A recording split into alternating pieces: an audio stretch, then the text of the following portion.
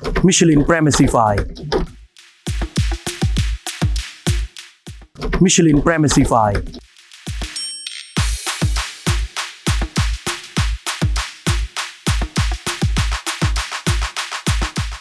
Michelin Primacy 5 ទំនុកចិត្តតាំងពីថ្មីរហូតដល់សិតរីករាយ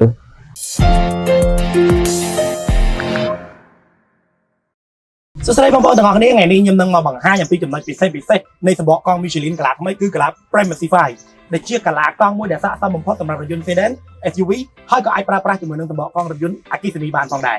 ចំពោះការបង្កើតជាមួយនឹងកាឡា Primacy 5នេះឡើងមិនមែនមានន័យថាកាឡាចាស់មិនមានគុណភាពឬក៏ប្រើប្រាស់មិនកើតទេយើងគ្រាន់តែចង់បំពេញបន្ថែមជាមួយនឹងតម្រូវការទីផ្សាររថយន្តទំនើបក៏ដូចជារថយន្តថ្មីហើយនឹងបន្ថែមជាមួយនឹងលេខមួយចំនួនឬក៏ទំហំមួយចំនួនដែលកាឡាចាស់យើងមិនទាន់មានជាមួយនឹងសម្បកកង់ Michelin កាឡា Primacy 5នេះផងដែរបានបន្ថែមជាមួយនឹងសមត្ថភាពក្នុងការបង្កើនជាមួយនឹងកម្លាំងរវល់ជុំរហូតដល់ទៅ 13% ក៏ដូចជាអាយុកាលនៃការប្រើប្រាស់រហូតដល់ទៅ 24% បើធៀបជាមួយនឹងសម្បកកង់ម៉ាក់ល្បីៗមួយចំនួននេះហើយជាកត្តាដែលសម្បកកង់ Michelin កាឡា Primacy 5ស័ក្តិសមបំផុតជាមួយនឹងរថយន្តប្រើប្រាស់កម្លាំងអគ្គិសនីហើយនៅក្នុងនោះផងដែរយើងក៏បានបូកបន្ថែមជាមួយនឹងបច្ចេកវិទ្យាធំចំនួន4ដែលរួមមានគឺ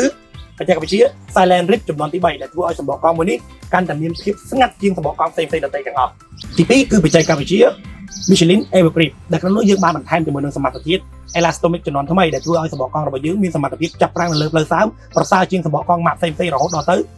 8% ចំណុចទី3គឺបច្ចេកវិទ្យា Michelin Ever Tread ដែលបានជួយឲ្យសម្បកកង់របស់យើងមានអាយុកាលប្រើប្រាស់បានយូរជាងសម្បកកង់ណាៗទាំងអស់ផងដែរ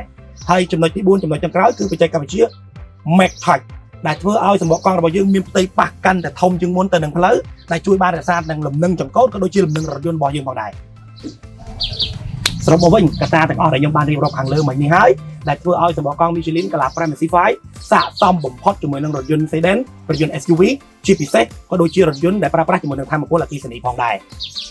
ជាចុងក្រោយសម្រាប់បងប្អូនដែលចង់ប្រើប្រាស់ជាមួយនឹងសម្បកកង់រថយន្ត Michelin អាចរកជាវបានគ្រប់បណ្ដាដេប៉ូទាំងអស់នៅទូទាំងប្រទេសកម្ពុជាឬមួយក៏ទំនាក់ទំនងតាមរយៈលេខទូរស័ព្ទដែលបានបង្ហាញលើអេក្រង់ឬក៏ Facebook Page World Free Trading អរគុណច្រើនបាយបាយ Can move in better ways. Michelin, motion for life.